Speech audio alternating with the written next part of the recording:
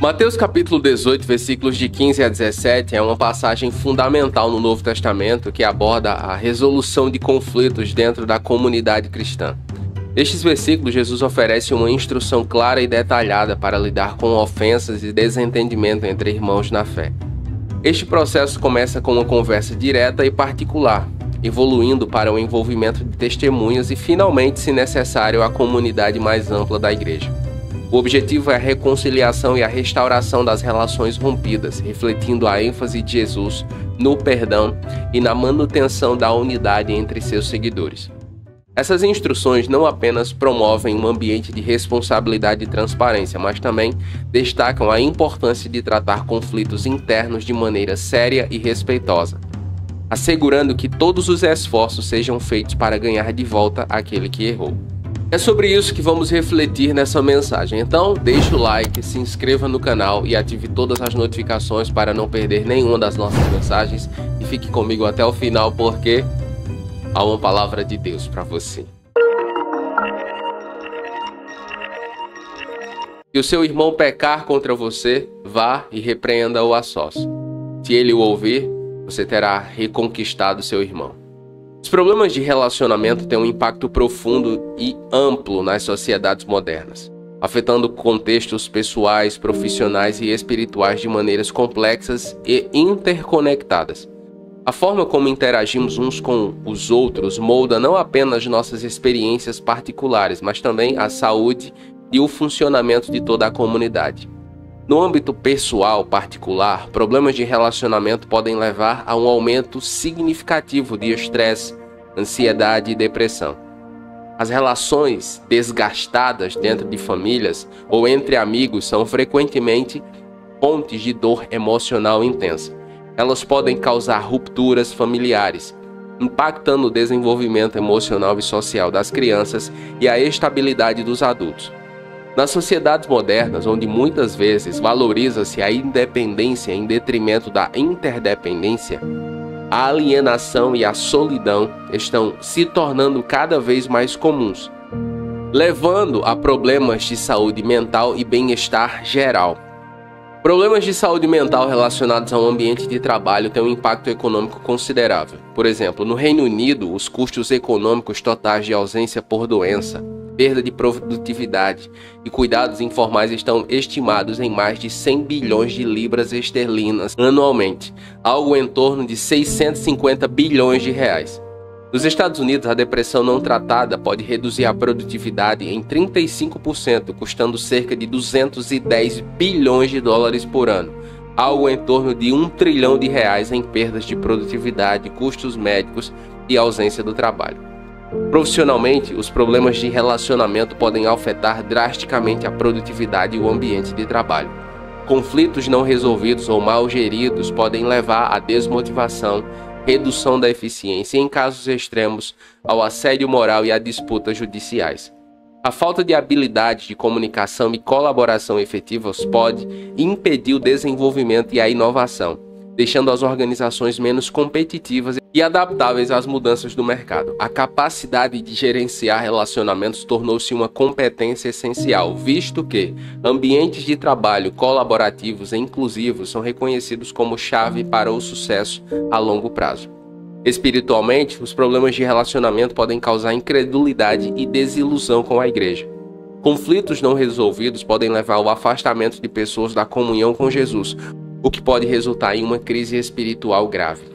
Ao refletir sobre o impacto de conflitos pessoais, nós precisamos seguir o conselho de Jesus e vemos a importância da conversa, do diálogo direto e particular. Ou seja, eu e você, quando feridos, precisamos confrontar os problemas pessoalmente para evitar maus entendidos. Precisamos fazer isso. A nossa geração não quer conversar. As redes sociais, os smartphones, as inteligências artificiais, as séries, o entretenimento, temos tantas coisas para atrair nossa atenção que nós não estamos mais conseguindo olhar no olho das pessoas e conversar. E isso tem gerado cada vez mais mal entendido. Em Gênesis 21, versículo 25, nós vemos que Abraão confronta Abimeleque sobre um poço de água. E conversando, eles resolvem sua questão. Uma conversa particular mostra respeito pelo outro, por sua autoridade, por sua pessoa. Conversar com as pessoas resolve muitos problemas. Em 1 Samuel capítulo 25, versículo 24, nós vemos que Abigail, por se aproximar de Davi em particular, evitou uma tragédia. Uma tragédia, porque Davi, por causa da afronta de Nabal, jurou que até o final do dia todos os homens da casa dele estariam mortos. E foi a conversa que Abigail teve com ele que o fez mudar de ideia. E ele disse, e ele louva a Deus pela vida dela. O objetivo desse tipo de conversa é ganhar o irmão e não vencer uma discussão, não ter razão, entende? Mas se ele não ouvir, leve consigo uma ou duas outras pessoas para que toda questão possa ser estabelecida pelo depoimento de 2 ou 3 testemunhas. Envolver outras pessoas no processo, envolver outras testemunhas, ajuda a esclarecer o mal-entendido. E o Senhor Jesus, ele pega esse conselho da lei. Em Deuteronômio 19:15, o Senhor Deus já estabelece: uma só testemunha não bastará para acusar alguém de algum crime ou pecado. Ou seja, a presença de outros incentiva a honestidade e a responsabilidade. Em 2 Coríntios capítulo 13, versículo 1, o apóstolo Paulo, ele sempre tratou esse assunto com muita transparência. E ele diz: esta é a 3ª vez que vou visitá-los. Toda questão deve ser estabelecida pela palavra de 2 ou 3 testemunhas.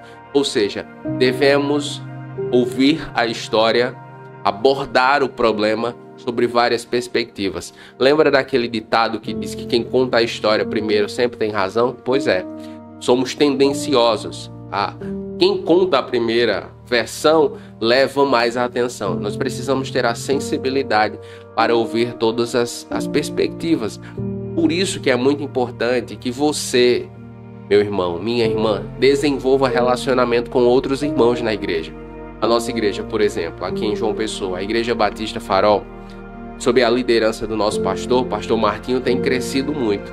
Mas desde que ela nasceu, desde que a nossa igreja nasceu, ela já nasceu com pequenos grupos, mesmo quando era pequena. Por quê? Porque os pequenos grupos, eles nos ajudam a conversar, a pedir oração, a apresentar, falar sobre nossas dificuldades do dia a dia. Enfim, é muito importante que você desenvolva relacionamento com outras pessoas, que você converse, que você tenha a quem recorrer. O Senhor Deus, ele é bom.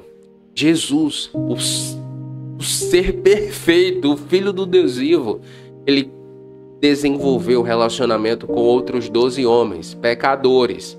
Nenhum deles estava no nível de Jesus, nem perto disso.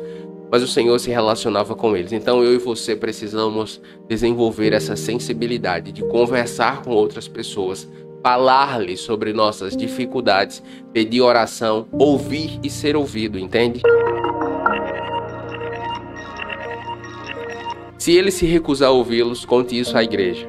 E se ele se recusar a ouvir também a igreja, trate-o como você trataria um pagão ou publicano. Chegamos ao 3º e último passo de um processo que Jesus descreve para lidar com alguém que peca contra o outro dentro da igreja.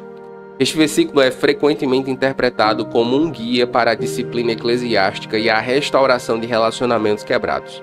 Neste contexto, se as tentativas pessoais em um pequeno grupo de reconciliação falharem, o assunto deve ser levado à igreja de forma mais ampla. Se o indivíduo ainda recusar ouvir-se a